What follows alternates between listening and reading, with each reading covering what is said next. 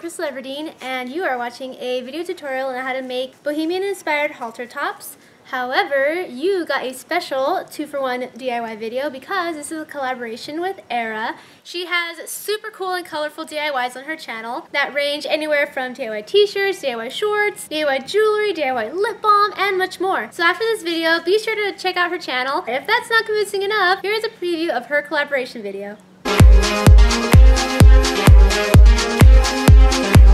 Eyes in the sky, gazing far into the night. I raise my hand, baby, let the light shine through. Woo! Alrighty, her information is in the description box below. Be sure to visit her, give some likes, leave some nice comments, and subscribe. Okay, now on to the Bohemian halter top tutorials.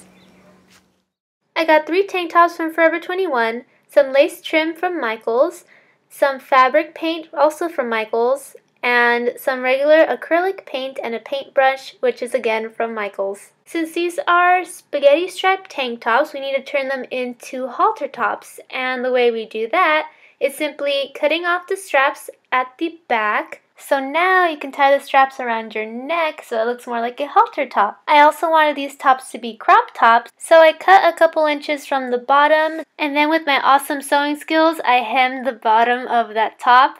I know, it looks so professional, doesn't it? Hey, I don't have a sewing machine, and that's the best I can do. Anyway, I did that to all the tops, and now I'm going to start on my first top. This is going to be the sunflower top. First thing is to put a piece of cardboard in between the top. That way paint doesn't seep through to the back.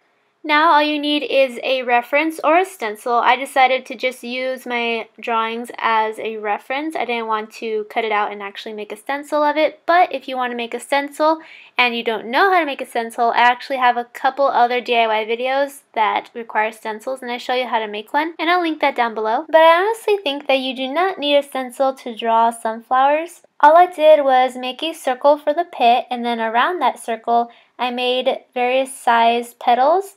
I usually went from large petal to medium large petal to short petal, large petal, but I made them all different and unique. I also separated all the flowers randomly and gave lots of space in between because I'm going to start making the leaves after I finish the actual sunflowers. So after you're done creating the petals, get some light brown paint and fill in the center. I actually didn't have brown, so I mixed in orange and blue and got this light brown, which I absolutely love. I think it goes really well with what I was trying to achieve, which is a more vintage sunflower look. So after I've achieved my beautiful brown color, I dabbed on the paint in the center of each sunflower, and after I was done, it was time to make the leaves. So I just grabbed some green paint and started making leaves. And for my first flower, I made a leaf outline, and I thought it looked really cute like that, so I thought I was going to make all my leaves like this, but then I messed up on the second one and I had to fill in the leaf. And then I thought, well, that looks really good too, and I couldn't decide whether I wanted a solid green leaf or an outline style leaf, so I decided that I would do both. I incorporated both solid green leaves and outline leaves, and I just chose randomly which sunflowers were going to have the outline leaves and which sunflowers were going to have the solid leaves, and on some of them I even added some stems.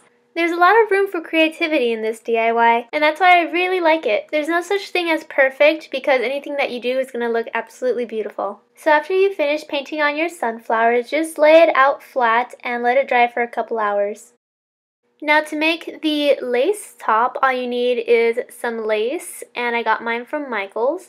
You're just going to lay it across the bottom of your top, and if you want it to also go around your top, you're just going to fold the lace over and then cut it there, but I just want lace at the front of my top, so I'm just going to cut it right there where it meets at the end. And now you can either sew it or glue it. I decided to glue it this time because you know how great I am at sewing with E6000 glue. So first you're going to flip your blouse over inside out, and then you're going to glue or sew the trim at the bottom. If there is a front and back to the trim, make sure that the back side of the trim is facing you when you glue it. That way when you flip it back over, it's going to be facing the front. So make sure that you glue the edges and wait for it to dry before you wear it, and then after it's dried, just flip your top and you're done. And the only reason it looks lame at the bottom is because I had to hand sew it. Remember, I don't have a sewing machine. But if you do have a sewing machine, or you're just really good at hand sewing, or you get a blouse that you don't have to sew at all, then it'll look just like a store-bought blouse.